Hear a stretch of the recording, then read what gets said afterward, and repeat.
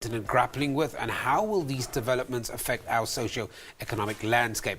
Countries like Nigeria, the CAR and Libya are dealing with difficult developments. Yesterday, the Democratic Republic of Congo announced the first batch of former rebels who will receive an amnesty adopted earlier this year. Here to give us a sense of the state of the economy and things at play on the African continent is Dr. Peter Karungu, who is an economist and a political analyst. Doctor, good morning and welcome. Good morning to you, and thank you. Doctor, let's talk about maybe one of the big stories from an economic perspective is that Nigeria is officially Africa's biggest economy. Has always been the case. It's only that it was never put into the numbers that we are seeing today. Look, they have about 170 million people, some of the most vibrant, literally some of the most ambitious people in whichever way you put it. So they have redone their GDP, and they have found out that they had miscalculated by almost 200 billion. So they are sitting on 500, and depends on who you talk to, over $500 billion a year. But that's not the true story. The story is, by all projections, Nigeria is predicted to be among the 10th biggest economy in the next 30 years, all else equal. In other words, they may be sitting on $4 trillion at the growth rate. The question is why? One, they have the numbers. Two, they are doing massive infrastructure development. Three, their tertiary enrollment has increased more than what sub-Saharans have seen. Four, they have, in my view, one of the highest good resourceful country, which means for many years, the petrodollar has given them the uptick. But now, they are diversifying the economy heavily. And primarily, they are fighting corruption to the end. If you see the Minister of Finance from Nigeria, her passion is how do we eliminate this corruption. And therefore, there are so many positive things happening in Nigeria, but the numbers count the most. Let's bring it back home. How does that affect us? Look, I think the fact is the following. Africa has become the next economic destination. Yes. The growth across most African countries averages above 7%. Depends on who is talking what.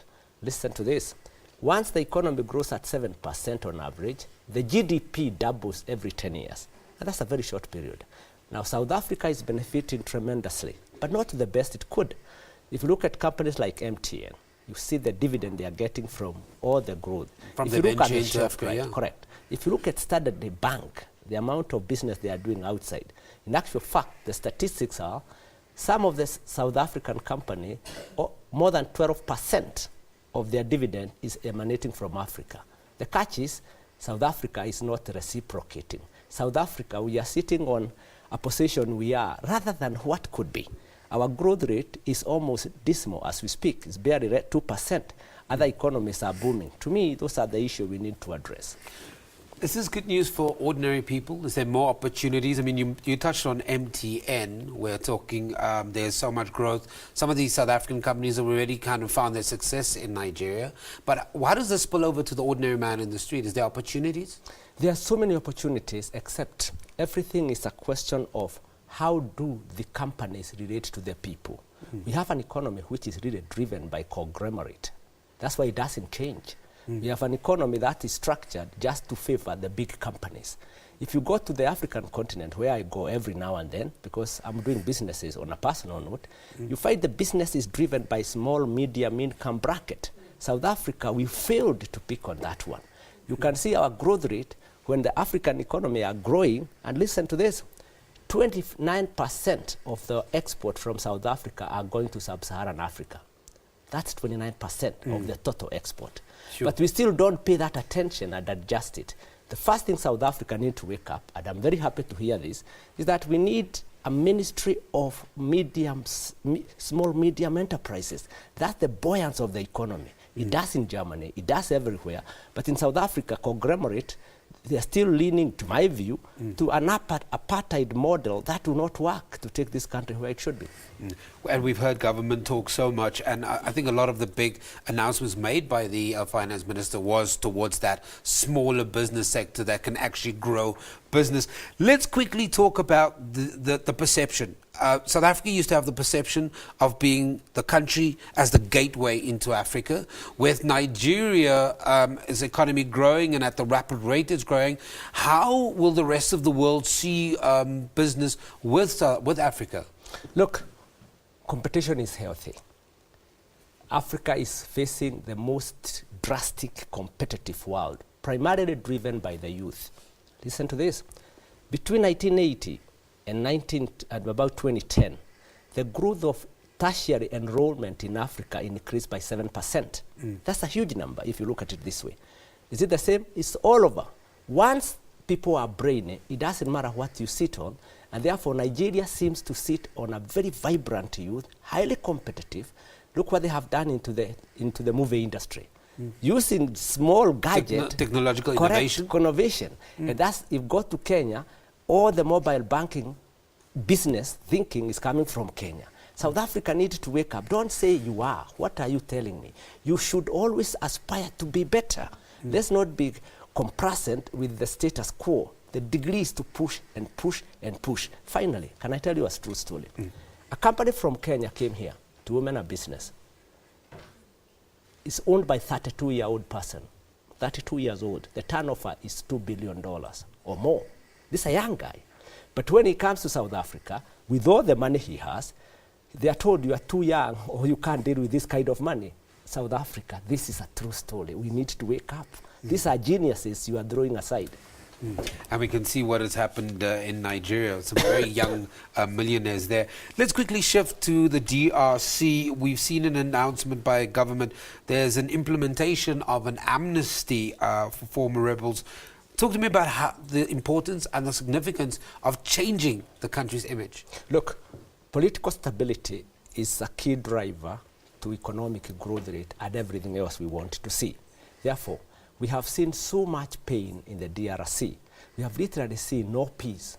If they can come up with an amnesty and bury the old historical and move to a gear of creating an environment conducive for people to go to school, for children to enjoy themselves, for competition to thrive, for investors to come, it will be the best option they have. So I am happy to see that.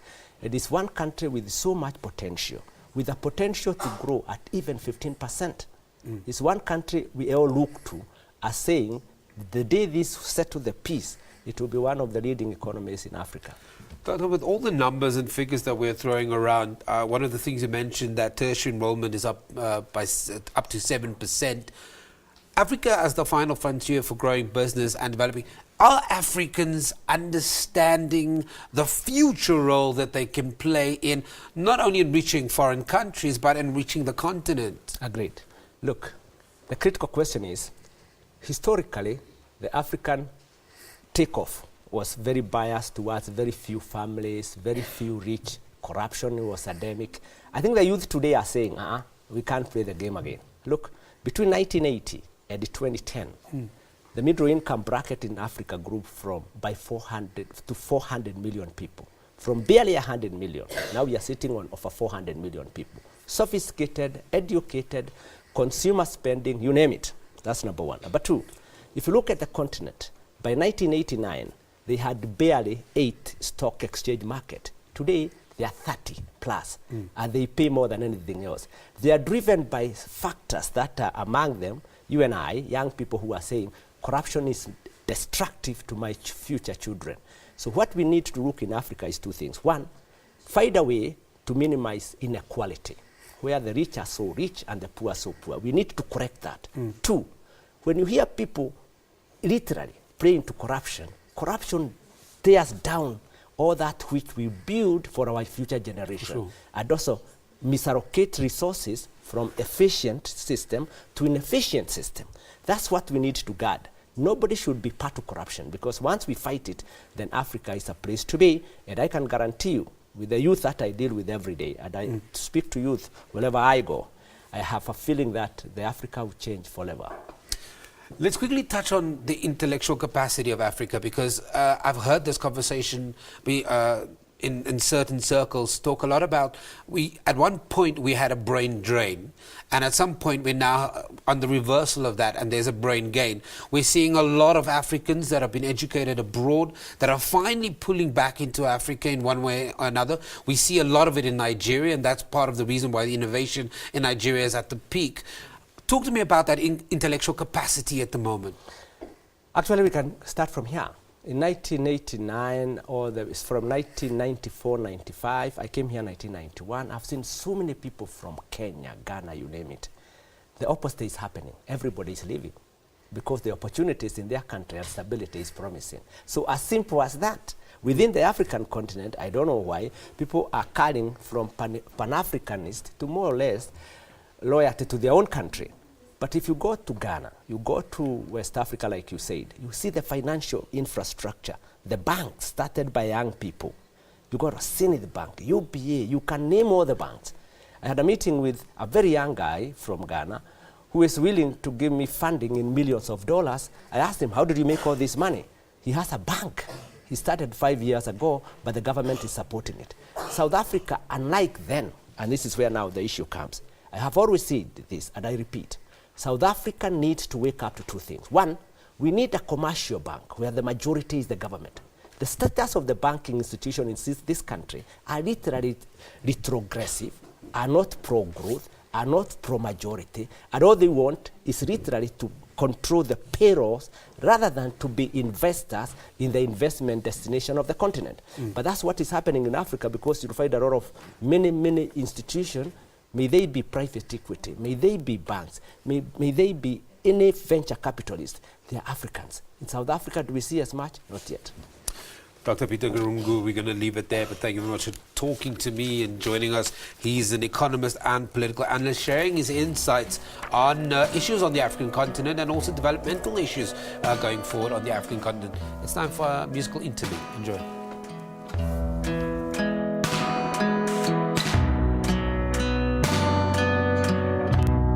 I've got this fog.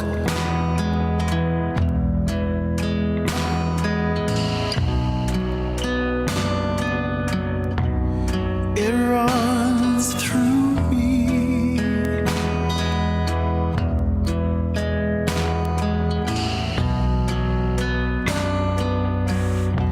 Decades and it all seems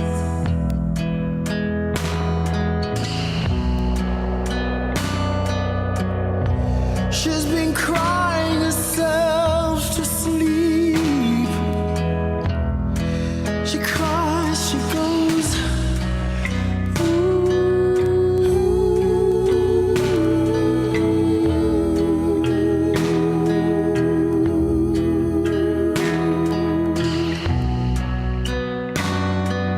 the devil I know will try